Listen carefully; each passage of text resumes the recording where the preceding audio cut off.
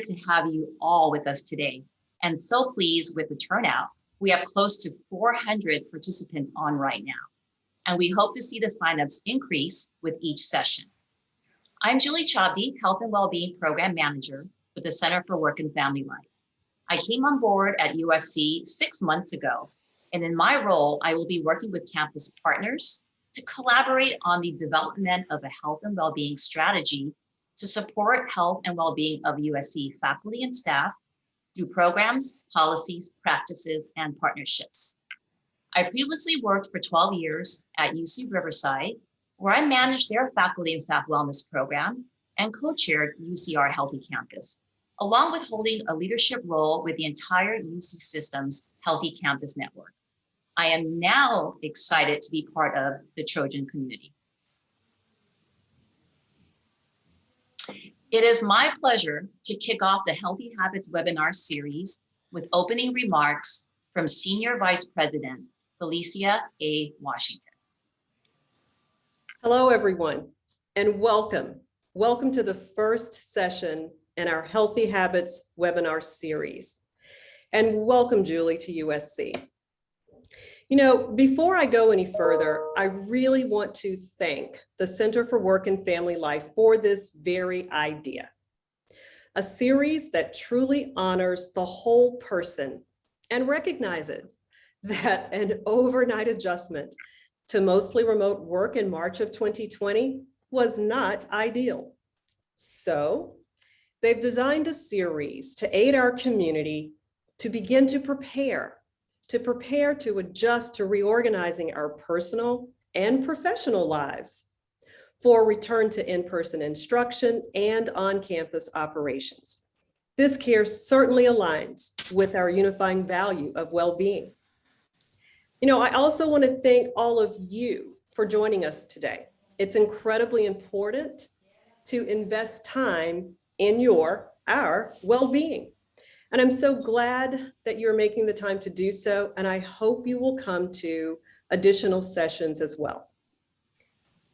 Surely, throughout the previous 15 months, we have experienced incredible change, not just in our work life, but in our home life as well. While I think we can agree that change is constant, the degree of change we experienced because of the pandemic is like none we may have previously gone through, and the change is not over. You know that USC is planning toward in-person teaching this fall with the health and safety of our faculty, staff, and students always at the forefront. We'll continue to follow higher education, OSHA, other workplace CDC guidelines. And through all that the university has done to protect us so we can feel safe when working on site, we'll do things like continuing to offer vaccination clinics, installing safety signage, enhancing touchless options such as faucets and bottle filling stations all across campus, and also upgrading to improve our ventilation and air quality. And with all of that, I know, top of mind, when will those of us who are working remotely return to work? And will we? I can tell you, there'll be so much greater workplace flexibility. It'll be possible for many, but it won't be possible for everyone because we're a university where students come to our campuses for their educational experience. We're a top research university. Our researchers come here for their researchers. We have clinicians on site. And we're a university whose mission includes the development of human minds and spirit. And there actually is some benefit from the human connection that is achieved through in-person interaction. Even so, our tendency, I know, is to start thinking about returning to on-site, going into action mode. What do I need to do to be ready? Making dependent care arrangements, rearranging our home schedules. Do we stop to think about ourselves? That's one of the reasons we're hosting the Healthy Habits webinar series as an opportunity for us to learn ways we can prioritize our well-being. Throughout this 8-series session series, we will hear from a variety of USC experts who will come together to impart their knowledge and to support us as we transition back to working on site. They'll be sharing how to deal with change, developing a self-care action plan, family care resources, and also the many work-life and well-being benefits that USC offers its faculty and staff. Additionally, how to stay active when returning to work on site. So whenever you're asked to return to work on site or to continue to work remotely, or go through any other kind of change through your personal professional life, you'll have the knowledge that will help take care of your well-being through those changes. As for me, during the pandemic, I really tried to incorporate workouts once it was safe for gyms to reopen.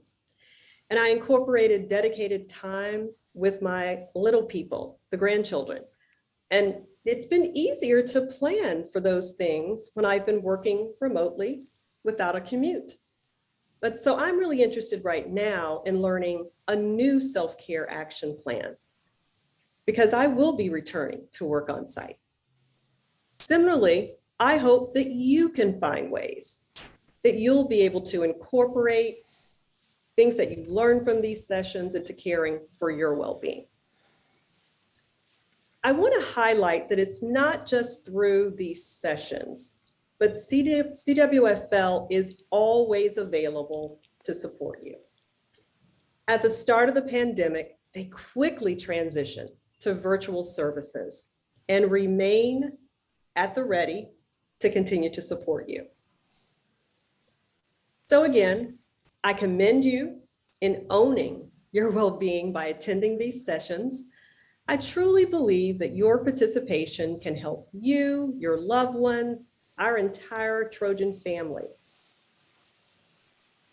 And now I'd like to introduce Dr. Laura Hilton, Director of the Center for Work and Family Life. And I'd ask you to take care of yourselves and fight on. Alicia, thank you so much for opening the Healthy Habits webinar series, and especially for putting out that call to action for us to invest in our well-being, and welcome everyone. At the Center for Work and Family Life, we've been really busy this year. We saw thousands of clients in our counseling and coaching practice. We met with hundreds of leaders to support their teams with talks on topics that range from overcoming Zoom exhaustion to coping with grief and loss to our parent connect groups. We've seen the positive unintended consequence of this pandemic, that all of us are more willing to seek resources in support of our health and wellness.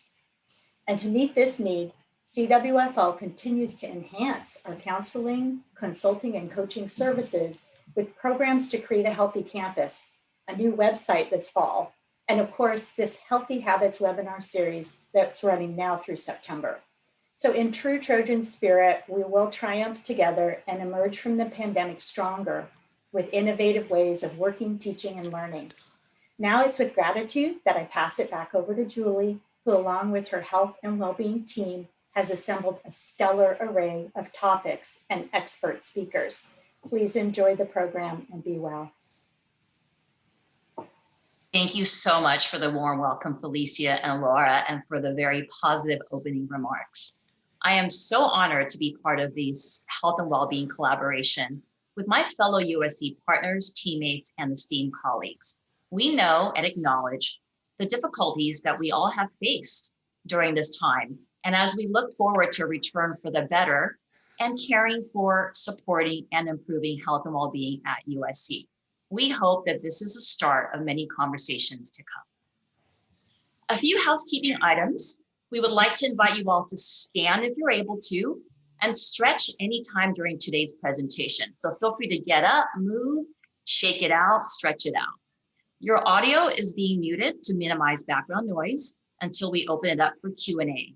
But feel free to use the chat function to make comments or questions, and our presenters will assist in responding.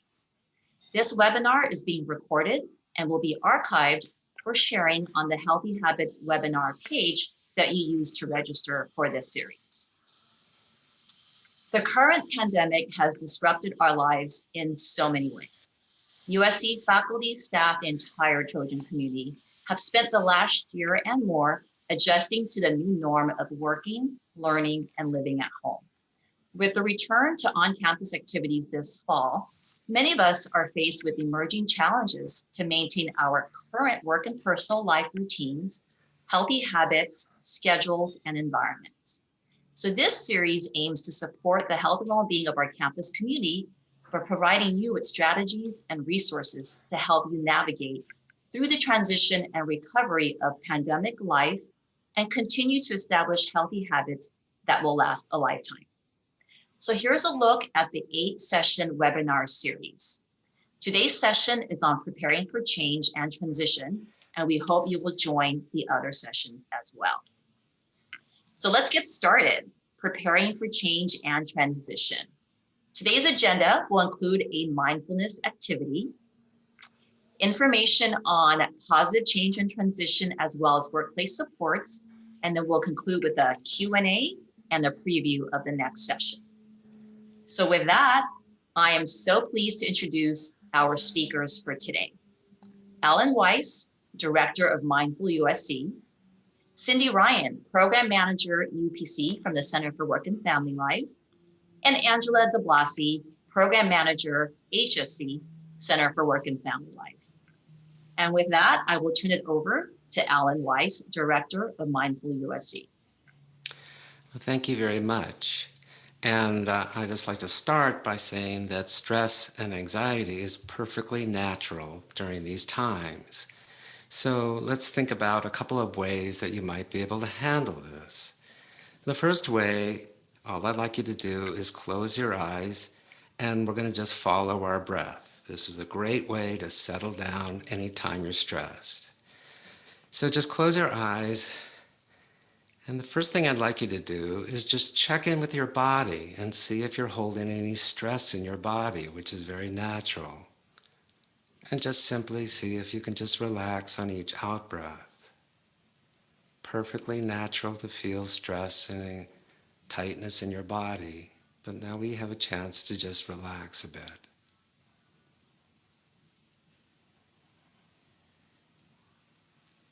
And then just simply bring your attention to the breath, something that you do all day long and all day, every day.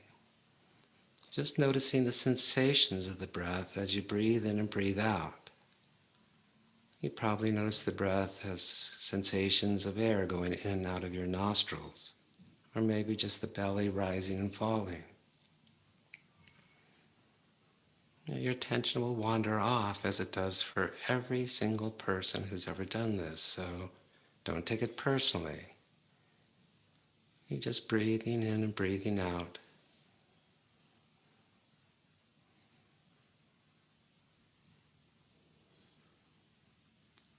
Maybe you start thinking about planning.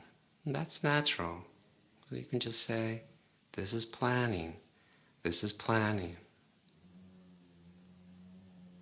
Anxiety can arise up and you just go, look at that. This is anxiety.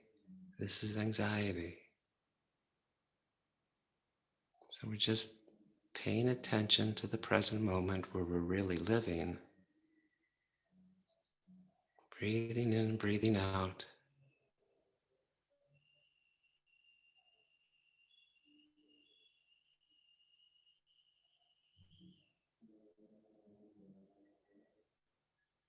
Various things can arise. Sound can arise. You just notice it as, this is hearing. This is hearing.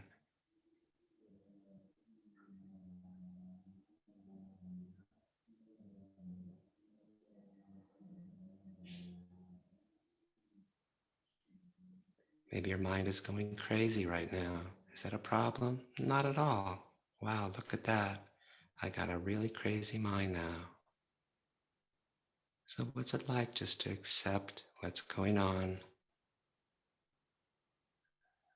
You might just say, it's just like this.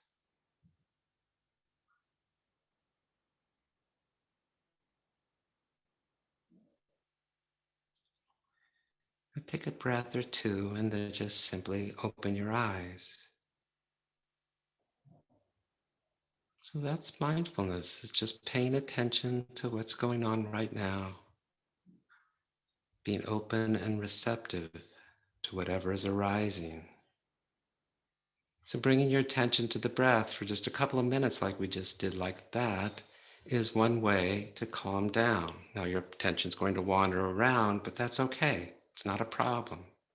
You just notice it and then bring your attention back to the breath. Let me show you something else that we can do when we're really stressed. And so again, this only take like a minute or so. And you can do this anytime that you find yourself in a difficult situation. It could be with home, it could be like, I have to do this, or all the things that happen when we're in a transition. So just close your eyes for a second. Imagine that you're really stressed right now.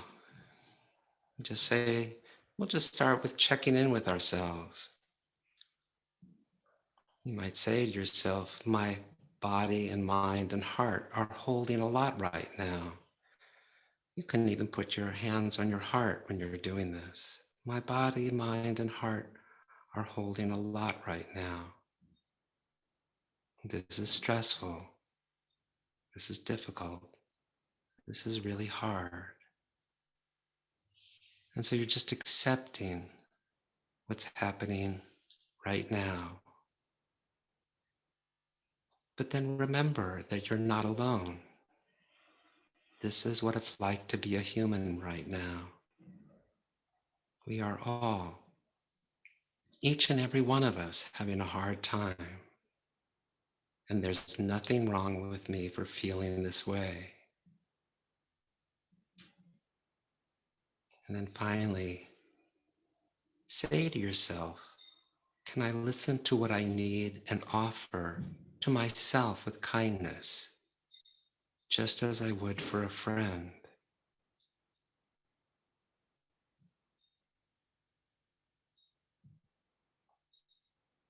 And then gently open your eyes.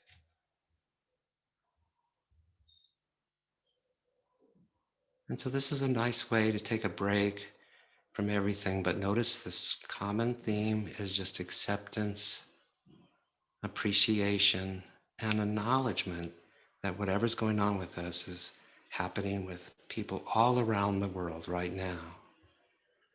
And with that, I turn it back over to Julie. Thank you so much, Ellen, for that calming activity. Now I'd like to turn it over to Dr. Cindy Ryan, Program Manager, UPC Center for Work and Family Life. Thank you so much. I would love to continue that sense of calm with a thought for the day. And this comes from an ancient philosopher and writer, Lao Tzu, thousands of years ago, who said, life is a series of natural and spontaneous changes. Let things flow naturally forward into a new way. So even throughout all the generations of time, we have adjusted to change. So what is our theme for today? Our theme for today is that we are succeeding. We have done tremendous amount to acknowledge the accomplishments. We have come through. We have managed many things. The current statistics from the Society for Human Resources, that 39% of us feel moderately comfortable returning to work. About 17% are very comfortable. And there's 31% who are not fully comfortable. So our goal for today is let's find and learn what will help us feel the most comfortable as we go through changes and transitions as we have. So we want to create that experience. So in our next slide, what you're going to see is that we are really building a greater sense of bringing out the best. How do we create comfort? Well, oftentimes we reconnect with what it has been, what we have accomplished. And we have really adapted really important, strong agilities and skills. We have learned how to balance anticipation with apprehension of change. We are ready for a new way, but we can still be cautious. We can be hopeful about the new world of change, but sensitive to it.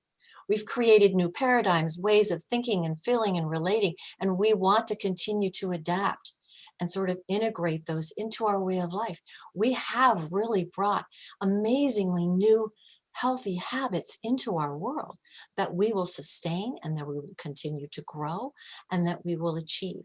So the ability to sort of hover over adversity, know there's a challenge, but we're persevering, is an incredible skill. So our next slide will tell us that our theme now is transition. And we know this, but our theme of values is really through communication, courtesy, community, how we create this. So what are these great habits that we've adapted and we've come to fulfill in our lives? Well, we're sharing information. We're making things inclusive.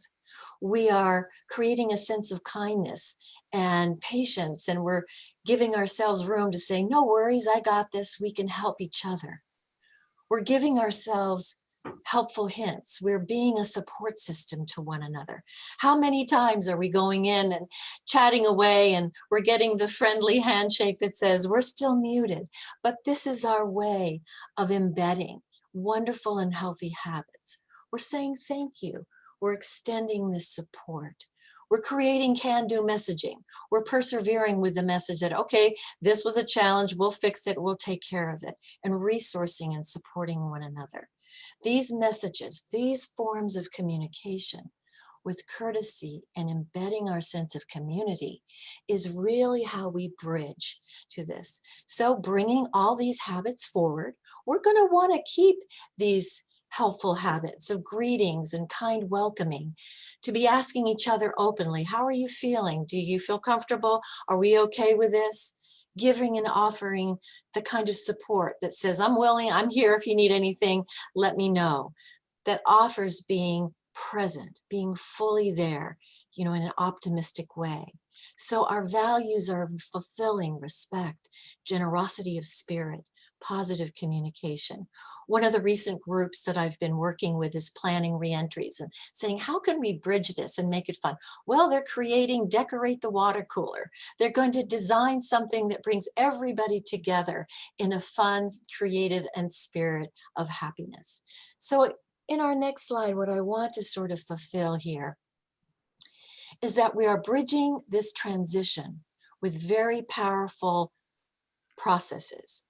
Positive anticipation is brought through by positive association. If we consciously remember that we can bring positive associations into our communication, into our habits, into our day-to-day work environment, our home environment, we are actually, again, enhancing our brain. We are creating that experience. When we hug our dogs and hug our kids and we laugh and we join, we are essentially creating an imprint of positive association and positive anticipation. So let's be very conscious about that. Let's plan that. Make a connection from home to work. Bring the things you love, your pictures, your music, your activities, your calendars, the things that can reconnect you with that messaging. When we think about bridging from home to work, let's really create thoughtful planning and preparation time. Plan your commute. Do you want to hear certain kinds of music? Is it going to be important to get in early? Find ease of parking. Think about what you need and your self-care as you do that. I'm finding that preparation can go a long way to streamline. Prep your outfit the night before, have your lunch, have your breakfast ready, have something there that says you can zoom right into the day. How about creating re-entry plan? Have your home ready with your running shoes and your pet leashes to head out and have a walk. Bring that bridge of positive anticipation into your world. And throughout the day, we are connecting. We can give each other positive messages, helpful texts, nice photos, things that we can really embed into our way of living so that positive anticipation can come throughout the day and certainly as we finish our week. An important author, William Bridges, author of Transitions, said we finish with a new beginning every day, every week, every month. So everything is bridging through the most positive way of looking forward. So I really honor all of you. I think we have beautiful creative spirits here that can build healthy habits as we move forward. Thanks so much.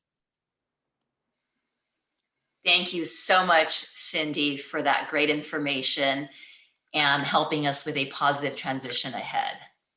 Now I'd like to introduce Angela DeBlasi, Program Manager, HSC, Center for Work and Family Life.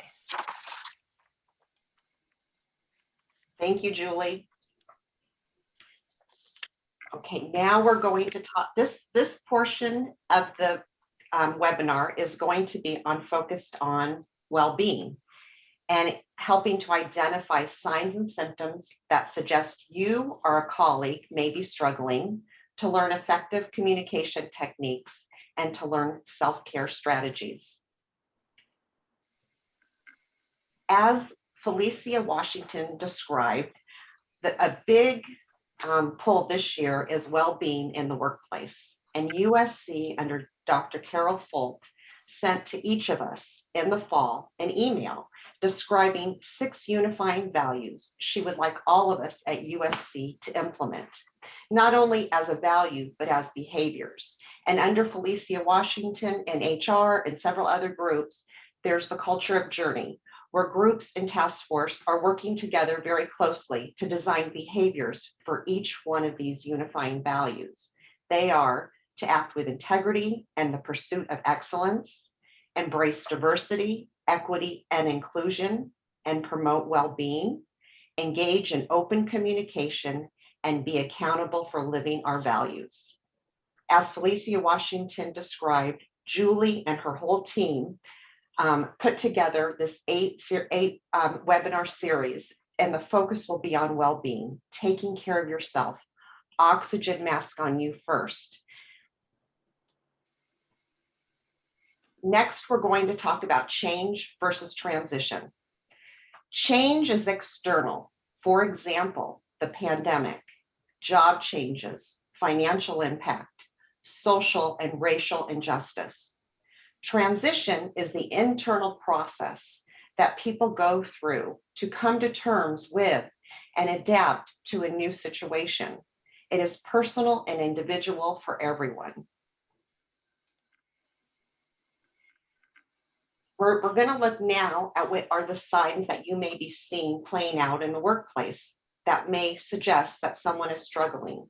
You may be seeing changes in productivity, increased absenteeism, late to meetings, mental health problems, disheveled, untidy, someone's not taking care of themselves, health issues, complaining about work-life imbalance, workplace conflict, and workplace safety issues.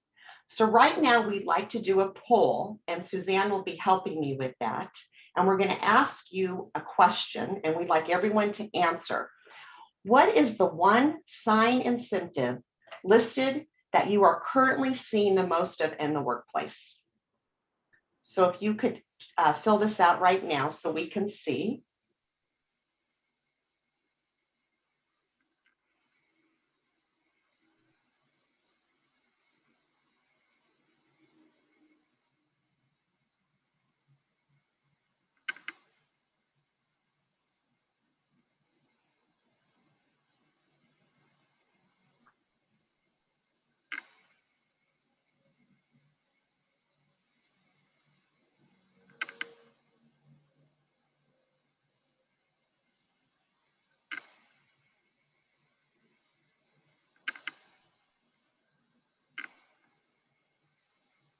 We appreciate everyone taking a few minutes to fill this out.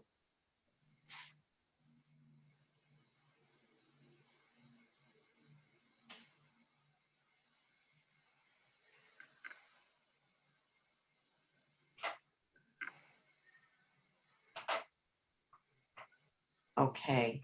And Suzanne, can you tell us what the results are? I'm sharing the results now. Okay, thank you, Suzanne. All right, this is what I pretty much predicted, and this is what we've been seeing in the EAP. The biggest issue that people are either experiencing themselves or they're seeing is work-life imbalance. It is very difficult this last year. People say that they're working more. The people who are working remotely are a hybrid model, or even the ones who come into the workplace are working more this year. And that's why this series will be so important, to learn all the healthy habits to balance and put your self-care first. Thank you so much, Suzanne. Okay, so the left, well, the signs and symptoms that suggest an employee struggling. On the right, this is what we're seeing in the EAP. These are the more serious issues and really what's going on for employees. There's been a lot of marital and family issues this year, a lot of stress placed on families with the pandemic and all the changes and working from home. There's been an increase in domestic abuse.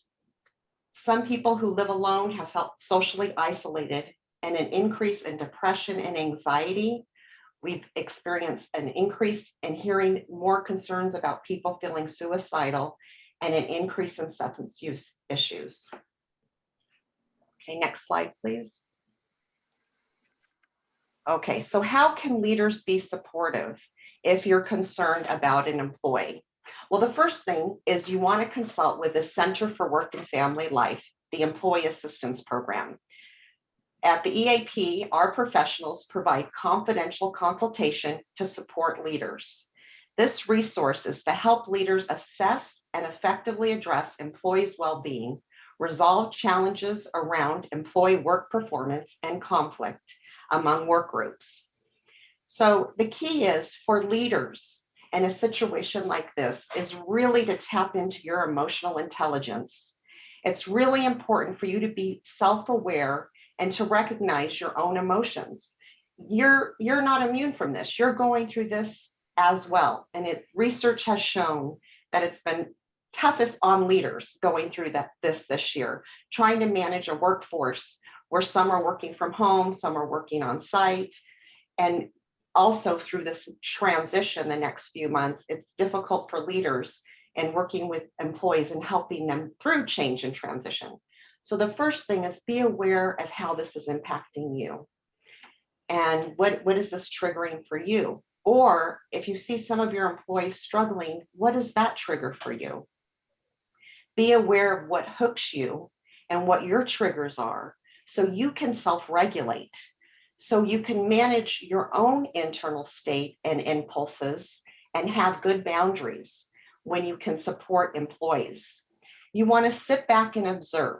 93% of communication is nonverbal. So whether you're seeing someone through Zoom or Microsoft Teams or in person, pay attention to the nonverbal cues. They tell you a lot. And nonverbal is body language and tone of voice. Only 7% is actually what the person's saying. Be present and actively listen. It's also important to create connection. Help your employees connect with other members and teammates and encourage them to work together on projects, even if it's right now still in the hybrid model, or maybe they're doing it through virtual and Zoom. That's okay. Just encourage people to connect with each other. And it's important during this change and transition. Again, we talked about change and transition, and it triggers different things for different people. Reach out to the employee, find out how they're doing, and have more meetings with them. If you can, through Zoom or Microsoft Teams or in person would be the ideal. Next slide, please. Communication. The most important thing when communicating is to provide empathy, compassion. Think about your delivery in advance and practice your script. Remain calm, caring, and authentic. And I just thought the best thing for leaders to do before you meet with an employee is really to tap into some of the mindfulness that Alan shared and displayed for us today. So you're more connected with yourself and you can be as clear as possible. Use short and simple language and try not to feel rushed. Just as we encourage leaders to pay attention to employees' body language and nonverbal cues, be aware of your own body language and tone. Tone is important. This will be even more, there's even more focus if you're talking to the employee virtually. While words matter, tone has a bigger influence on the way information is received. If possible, offer some explanation of the situation. For example, I want to talk to you today because I noticed a change in your behavior and I'm concerned. I want to help. It's ideal to ask open-ended questions. For example, if you say, "You doing okay?" It leaves the employee the option to say yes or no. It's closed-ended. Versus, "What are some of your concerns? What barriers are you encountering? How can I help?" Validate them about what they're experiencing. Reassure them about their value to the company. Be human. Remember, they are people too. And during this process of change and transition, it's triggering a lot for employees. Loss again. So employees went through grief and loss a year ago, and now they're going through it again as we're transitioning back. So they may need to go at a different pace and a little slower. It doesn't need to be rushed. And employees need to feel empowered and safe when they're talking to you and when they're addressing their own emotional well-being. It's important to be flexible with employees and adjust expectations during this process of change. It's going to be difficult, but I think the more flexible you can be will help the employees through this. Provide certainty and hope. Flood your conversations with terms such as we, us, together, future, success. And finally, connect the employees with resources such as the Center for Work and Family Life. Next slide, please. It's important as managers that you don't diagnose. For example, don't say to an employee, "I think you're maybe using drugs or alcohol," or "I think you may be drinking," or "I think you're depressed." Stay away from that. Just stick to facts that you observe. Don't try to solve the problem for the employee. That's not your role. Your role is just to be a change agent and a role model. Be aware of employees' resistance to change and transition and help them explore options moving forward. You can share a little bit about yourself, but again, you need to have good boundaries. You don't want to share too much, but at least in a validating way to say, "You know what, I'm struggling too. This is another struggle. We went through this a year ago and the changes, and we got used to it, and now we're going through it again." And it's going to require all of us to continue to communicate with each other and to continue to adjust. Next slide, please.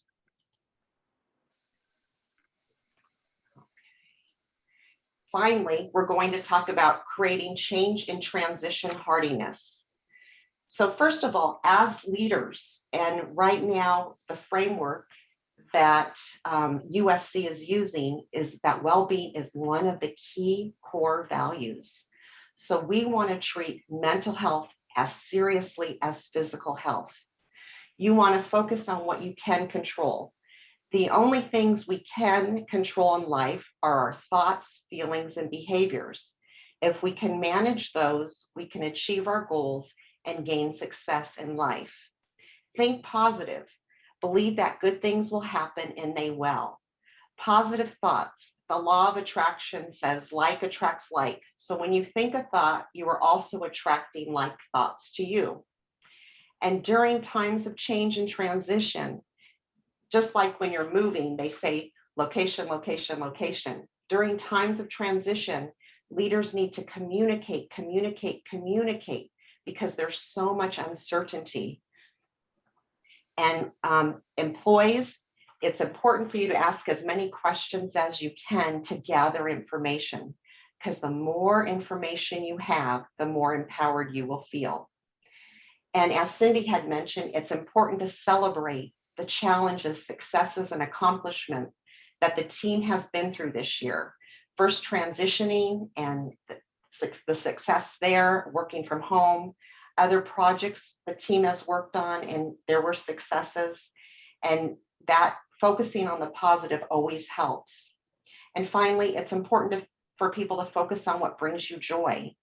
Many people had different things that brought them joy pre-pandemic. And during the pandemic, people learned new ways of finding things that brought them joy. For example, they were home so much, maybe they started cooking more and trying new recipes. Maybe they started gardening. Some people were really creative and started painting or sewing.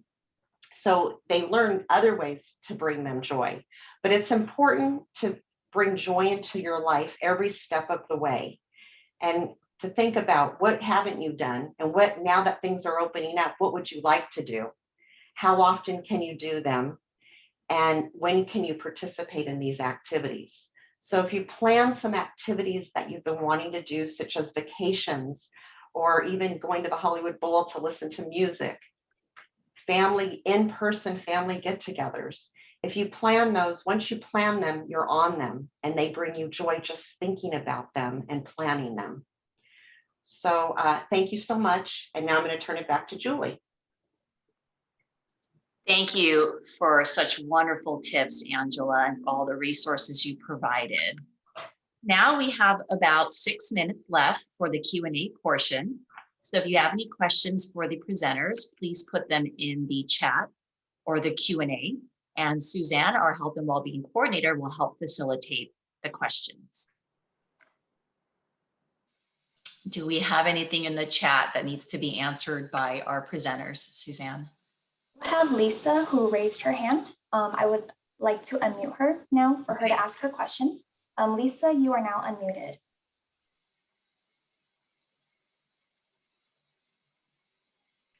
Oh, Lisa, if you're there. Okay. Maybe it was just a glitch on our end. Let's see. No, I don't have anyone else with raised hands at this moment.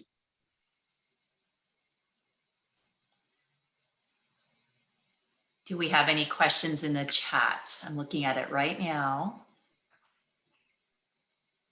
See any questions in the chat or the Q&A? We have positive comments though. Yes. So as a reminder, if you have, this is your opportunity to ask questions, everybody. We have all the experts on. So please feel free to ask a question.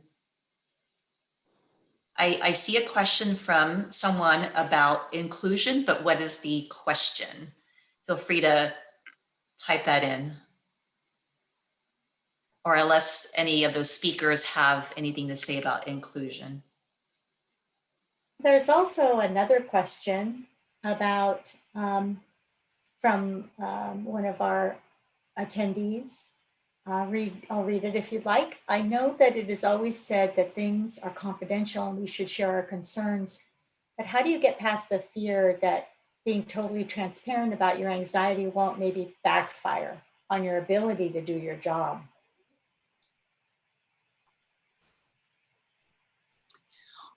Well, I can go ahead with that. I think, what we've learned and what you can know about CWFL is that our primary value and priority is confidentiality, because the goal is to create a safe and comfortable environment to truly share what needs to be said. And when we're there, as we say, very present, very understanding, as Angela said, with empathy, we can understand better why. And usually what we found is when we get to understanding why things are experienced the way they are, we have the capacity, as she said, to control. How do we want to manage the moment? What do we want to do to enhance our self-care, our ability to navigate? And because we understand the work environment, we are specialists in knowing how do you manage all the experiences and emotions and continue to be active and productive at work. So we have a lot of resource information, a lot of tools and ways of helping and supporting. And then we're ongoing. So it's there as a backup all the time. Thank you, Cindy. There's also a question about how to support others who have lost loved ones during the pandemic and are going through change and transition. Does anyone want to comment on that? Well, yeah, I'll say, EAP not only offers the condition and the environment to really understand what the experiences are and really validate them. Like Alan said, the human experience that we know is just very appropriate to feel. The other side of it is our resources and understanding our health plans, understanding resources in the community, look at where we can bridge people and partner with others to get to additional care. So we want to help them navigate. We want to help you feel supported so we can bridge you to the best care. That's community resources. That's internal resources that we have. So that's where we can sort of help and support you as an employee. Thank you, Cindy. There's a question about a team that has transitioned back already to the office over the weekend, and there's been a lot of information on supervisors provided today from Angela. What are some ways what can employees do to make it easier? Any tips for us employees? Well, I don't know if Angela, you want to say something, but You can go, Cindy, and then, yeah, go ahead. yeah, I mean, I would say, this is a community. We are in an environment together. And I oftentimes remind each other that some of the things we hear and see, we can tell. We confide in one another. We share how we're doing. And those are really pivotal moments. Those are times when you can say, look, it sounds like this is a lot of stress. Have you considered CWFL? Do we need to sit down and talk to our supervisor about making changes? Look at it as peer support, and caring for one another in our own community is really essential to solving issues, solving problems, and getting to care. Yeah, and I'd just like to add to what Cindy said, that it's for those of you who are struggling, it's okay. It's so normal. Employees who are going through this, just as I loved what Alan said at the beginning, that if we're in touch with our body and mindfulness and we feel the anxiety in our body, this is a hard time for everyone. And some people feel it more than others, and some feel it but don't show it. So maybe if you're not seeing it in your colleagues, it doesn't mean they're also not feeling it. So it's very natural and very normal. And one of the key things is, I would say, to have self-compassion for yourself and acceptance, as Alan had mentioned, of where you are in this process of change and transition. I think reaching out to us as a resource, a confidential, safe place that we can help you and come up with strategies, individual strategies to help you the next so many months. Thank you, Angela. And I think we have time for one more question before I wrap it up. And this is in the Q&A. How can I improve my productivity with a toddler around? Me and my wife both are full-time jobs working from home. Any thoughts on that question? Well, I think, go ahead, Alan. No, I was going to say we have a mindful parenting class that we'll have starting in the fall, where we teach people how to deal with kids around and also work. So stay tuned for that. Thank you so much, Alan. And with that, I want to be mindful of everyone's time and just say thank you for attending today's Healthy Habits webinar. We will be sending a survey to collect feedback along with the PDF of today's presentation to all of you. And be sure to join us Thursday, July 1st from 12 to 12:50 for our second session, Creating Healthy Habits for Home and Work, which will be presented by myself and Professor Patricia Grabarek, Department of Psychology. So have a healthy rest of your day, everyone. Thank you. Thank you.